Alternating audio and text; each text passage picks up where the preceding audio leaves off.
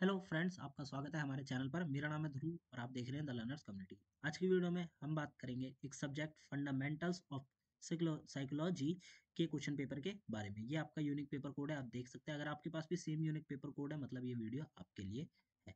ठीक है, first semester का फंडामेंटल्स ऑफ साइकोलॉजी ये आपके सब्जेक्ट का नाम है।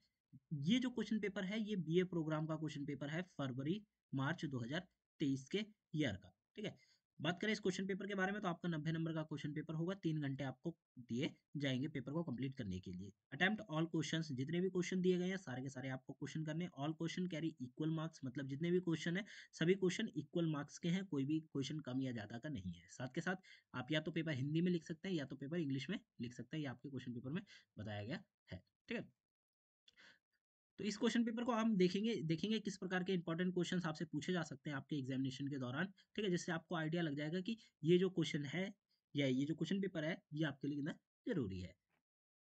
हमारा क्वेश्चन नंबर 1 आता है, मनोविज्ञान की प्रकृति एवं लक्ष्यों का वर्णन कीजिए।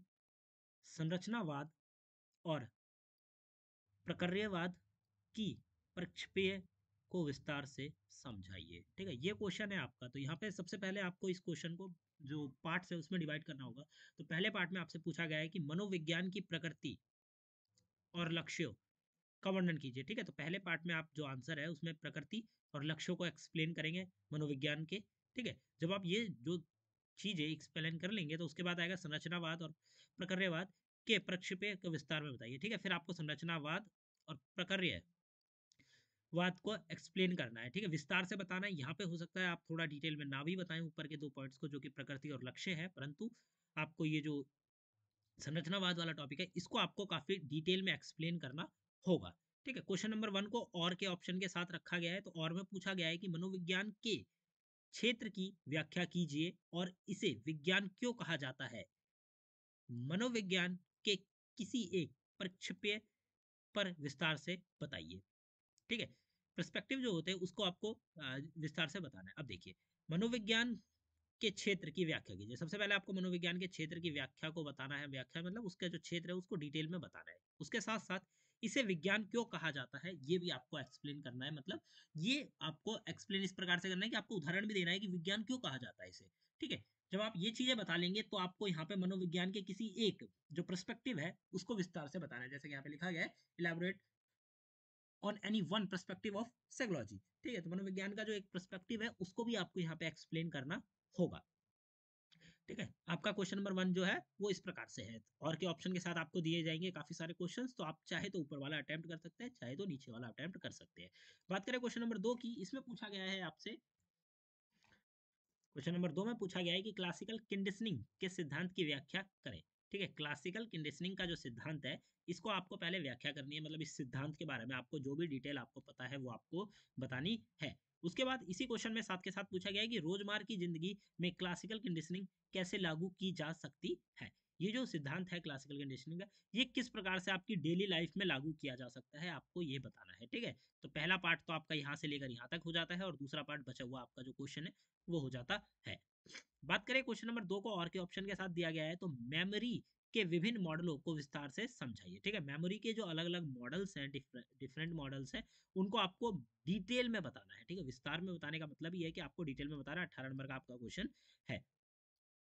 क्वेश्चन नंबर 3 की बात करते हैं, व्यक्तित्व का वर्णन कीजिए तथा उसके स्वरूप पर प्रकाश डालिए। व्यक्तित्व के मनोविश्लेषणात्मक सिद्धांत का विस्तार से वर्णन कीजिए। ठीक है, ये जो आपका तीसरा क्वेश्चन है, पहला वाला जो पार्ट है वो आपका है 6 नंबर का, और बचा हुआ जो दूसरा वाला है ये है आपका 12 नंबर का। ठीक है, अब देखिए, व्यक्तित्व का पहले तो आपको वर्णन करना है तथा उसके स्वरूप पर विकास प्रकाश डालिए। पहले आप थोड़ा सा उसका वर्णन कर देंगे, उसके बाद जब आप वर्णन करके हटेंगे तो आपको उसका स्वरूप के ऊपर भी प्रकाश डालना होगा। ठीक है, उसका स्वरूप किस प्रकार का है, किस प्रकार से जो व्यक्तित्व का है वो है। आपने जब ये बता लिया तो फिर आप लिखेंगे व्यक्तित्व का मनोविश्लेषणात्मक सिद्धांत का विस्तार। ठीक है, व्यक्तित्व का जो मनोविश्लेषणात्मक का जो सिद्धांत है, ठीक है, उस सिद्धांत को एक्सप्लेन करना है। तो ये समझ लीजिए कि इस बुक में जितने भी सिद्धांत दिए गए हैं ना उनके बारे में आपको बेसिक डिटेल्स पता होनी चाहिए, कि वही एक चीज जरूरी है। ठीक है, जब आपको बेसिक डिटेल्स पता होंगी तो आप काफी अच्छे से जो आंसर है उसको बना के लिख पाएंगे। तो मनोविश्लेषणात्मक सिद्धांत को आपको विस्तार से बताना है, क्योंकि ये जो है आपका 12 नंबर का बन जाता है। बात करें क्वेश्चन नंबर 3 के और वाले ऑप्शन की, तो पूछा गया है स्टर्नबर्ग के सिद्धांत और गार्डनर की बहुबुद्धिति सिद्धांत की व्याख्या कीजिए। ये आपका पूरा का पूरा 18 नंबर का बन जाता है। ठीक है, एक ही क्वेश्चन है जिसमें आपको एक्सप्लेन करना है ये दिए गए टॉपिक्स को। स्टर्नबर्ग का इस सिद्धांत को एक्सप्लेन करना है, फिर गार्डनर के बहुबुद्धि सिद्धांत जो था उसको भी आपको एक्सप्लेन करना है। तो किस प्रकार करेंगे, सबसे पहले आप थोड़ा सा स्टर्नबर्ग के बारे में बताएंगे, फिर उनके द्वारा दिए गए सिद्धांत को डिटेल में एक्सप्लेन करेंगे, फिर आप थोड़ा सा गार्डनर के बारे में बताएंगे, और फिर बहुबुद्धि जो उनका सिद्धांत था उसको आप एक्सप्लेन करेंगे। ठीक है, क्वेश्चन नंबर 4 की तरफ बढ़े। यहाँ पर पूछा गया अधिगम की क्रियाप्रस्तुति अनुबंधन सिद्धांत के सिद्धांत और अनुप्रयोगों का वर्णन कीजिए। ठीक है, अधिगम अधिगम के क्रियापुस्त अनुबंधन सिद्धांत का जो सिद्धांत है उसमें जो सिद्धांतों को बताया गया है, ठीक है, उसके अंतर्गत उन सिद्धांतों को और उनके अनुप्रयोग को यहाँ पे आपको बताना है। अब इस क्वेश्चन को सिंपल सा मैं आपको और देता हूँ कि अधिगम के क्रिया प्रस्तुति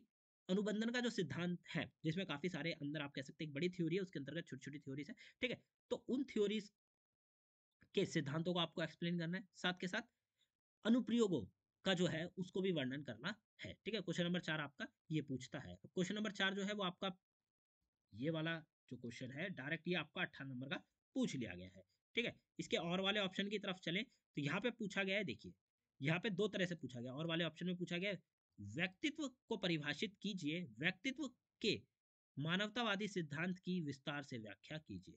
देखिए यहां से लेकर यहां तक आपका 3 नंबर का बनेगा, और बचा हुआ जो पोर्शन है वो आपका 15 नंबर का बनेगा, जैसा यहाँ पे बताया गया। पहला जो है 3 नंबर का है, दूसरा जो है 15 नंबर का है। ठीक है, तो पहले आपको व्यक्तित्व को परिभाषित करना है, उसकी परिभाषा लिखनी है, उसके बारे में जितनी डिटेल आप बता पाएंगे 3 नंबर के अकॉर्डिंग वो आपको लिख देनी है। ठीक है, उसके बाद आता है व्यक्तित्व के मानवतावादी जो सिद्धांत है उसको आपको विस्तार में लिखना है। विस्तार में लिखने के साथ साथ व्याख्या भी करनी है। ठीक है, आपने जो बताया उसको और डिटेल में बताना है। अगर कोई उदाहरण या फिर कोई थ्योरी है तो वो भी आप उसमें ऐड कर सकते हैं, जिससे आपके जो मार्क्स है काफी अच्छे खासे हो जाएंगे।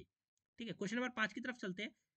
Right short notes on any two topics. ठीक है, मतलब जो नीचे टॉपिक्स दिए गए हैं ये इन टॉपिक्स में से किन्हीं भी दो पर आपको शॉर्ट नोट लिखना है। अब इन टॉपिक्स के बारे में देख लेता हूँ। मनोविज्ञान के लक्ष्य, व्यवहारवादी दृष्टिकोण, अवलोकन संबंधी शिक्षा, और बुद्धि का पास मॉडल।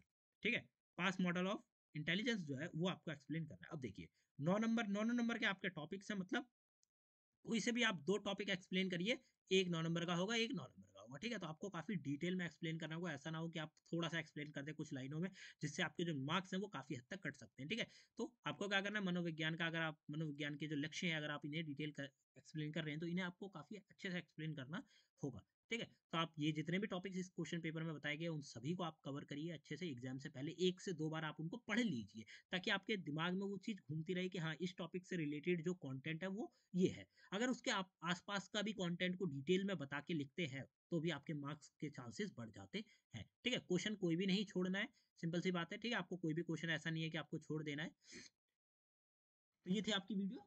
इस वीडियो में हमने जो आपका सब्जेक्ट है फंडामेंटल ऑफ साइकोलॉजी, इस सब्जेक्ट के जितने भी इंपॉर्टेंट क्वेश्चन आपके क्वेश्चन पेपर में दिए गए थे वो हमने डिस्कस करे। ठीक है, आपको मैंने बताया कि किस प्रकार से आंसर लिखना है। अगर आपको कोई भी डाउट है तो आप कमेंट कर सकते हैं। आप कमेंट में क्वेश्चन भी लिखेंगे तो भी हम उसके आंसर आपको वहाँ पे प्रोवाइड कर देंगे। ठीक है, डिस्क्रिप्शन बॉक्स में आपको लिंक मिल जाएगा हमारे application the learners community DUSOL का। ऐप को डाउनलोड करिए, और इस सब्जेक्ट के साथ साथ और सब्जेक्ट के क्वेश्चन पेपर और नोट्स भी हमारे एप्लीकेशन पर अवेलेबल है, जो कि आपकी काफ़ी ज़्यादा हेल्प करेंगे। ठीक है, तो ऐप को डाउनलोड करिए और ऐप को यूज़ करिए। अगर आपके पास कोई भी रिव्यू है ऐप से रिलेटेड तो आप उसे प्ले स्टोर पर जाके हमारे साथ शेयर कर सकते हैं, हम ऐप में वो चेंजेस करेंगे। तो मिलते हैं अगली वीडियो में। Thanks for visiting on my channel guys.